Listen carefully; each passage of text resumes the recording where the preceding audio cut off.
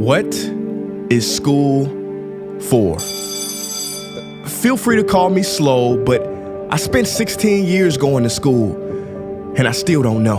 When I finished, I didn't know how to do my own taxes, purchase a home, or apply for a loan. I didn't know a thing about investments, building credit, or getting a job. I graduated at the top of my class, and what did I have? This fancy diploma to sit at home with my mom. But luckily, they did teach me some important skills like factoring trinomials and how mitochondria is the powerhouse of the cell. I'm so happy I remember the Pythagorean theorem, because it helped me a lot. Okay, I'm lying, let me stop, because all the stuff they taught me, truthfully, I forgot. Mom, remember when you would ask me, what did you learn in school today? And I would say, nothing much. I wasn't being modest. The truth about it, Mom, is I had already forgotten. And it's not just me. Millions of students sing the same song. How many of you guys avoid eye contact with the teacher to try not to get caught upon? Afraid to raise your hand for fear of being wrong, which proves that school isn't an environment for learning or building up the intellect. It's just a game you play for grades and how many A's you can collect. But I guess what do you expect when the most commonly asked question in class is this gonna be on the test? Is this gonna be on the test? See, if school put learning instead of testing and memorizing as the top standard, then the letter F would not stand for failure. It would stand for find another answer. And if school was really interested in our personal and academic success, students would wake up later, have more freedom, and homework a lot less. And that's not my opinion. This conclusion has been scientifically tested and proven. And any teacher that doesn't believe me, feel free to check my works cited page to inspect. Oh, and I did it in MLA format because I know that's all you will accept. See, students would get more benefit from an extra hour of sleep than putting them through the torture of an extra essay, reading 150 pages, doing problems 1 through 60 on the worksheet, and having 3 projects due by the end of the week. Not only is it pointless pain, but it's also dim-witted, because we get so much work, but they don't teach the time management skills to deal with it. See, in school, we are controlled by bells. We have to learn in rooms with the feng shui of a prison cell. We have to ask permission to relieve bodily functions, but not before the teacher asks a million questions like, why didn't you go before class? I'm sorry, my bladder is kind of on its own schedule and it's not always timely.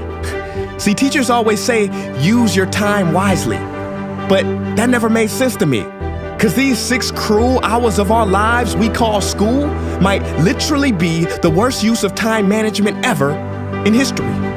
Think about it, the traditional teaching method is foolish. No, it's useless, multiplied by the square root of stupid. What they do is they cram information in your head, force feeding you, and then you throw it up on the test. That's not education, that's bulimia.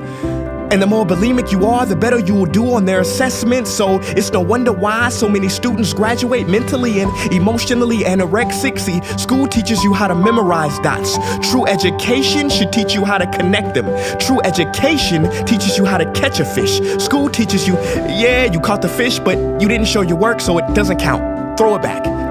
I'm just asking, what is school for? It's not education, that's just not true. If you still think that, you might be sniffing glue. See, the word education comes from the Latin root educe, meaning bring out, i.e. bring the gifts out of a person and make them viable. But school doesn't bring out much, it just stuffs more facts inside of you. Now some of that stuff is justifiable. We need reading, writing, and some arithmetic, that's fair. But are you telling me metamorphic and igneous rocks are more important than self-care?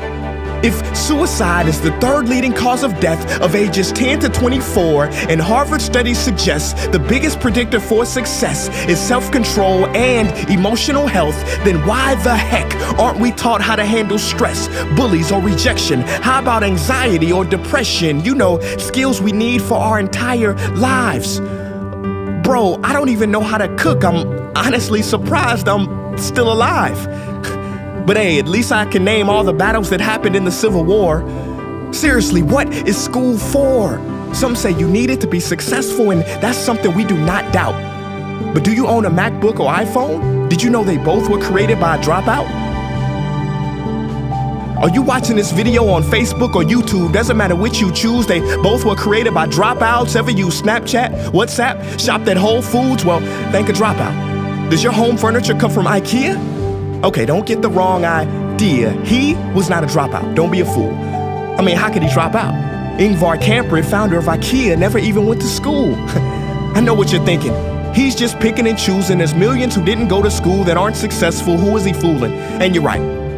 But open your history books and start perusing. You'll find the very people we idolize in school never really had formal and/or secondary schooling. I'm talking George Washington, Abe Lincoln. America's best presidents had zero school between them. Ben Franklin, Thomas Edison, shall I proceed? Ernest Hemingway, Mark Twain, Teddy Roosevelt, Margaret Mead. Now please, I'm not saying drop out, because some schools are great and many teachers are rare treasures. I'm saying that there's a difference between people who are smart and people who score better. I'm saying that your future is something that no test will ever measure.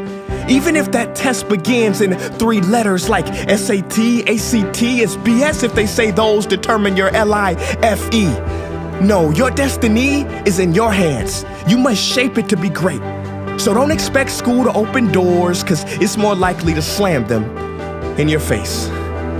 Sometimes I wonder about all the dreams lost in school and how much potential goes to waste. If it wasn't for music and YouTube, then I would have been just another lost case. Everybody watching this, please, close your eyes. Imagine a child sitting in the back of some teacher's class in some town. He never raises his hand, he fails most of his classes, but inside of him, there is a passion. And if nurtured and brought out, will lead him to discover the cure for cancer. But you see, I'm afraid that that child's gift will never come out.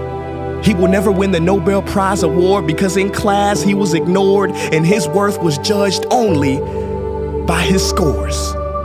So teachers, principals, parents, advisors, and students, I ask one more time, what is school for?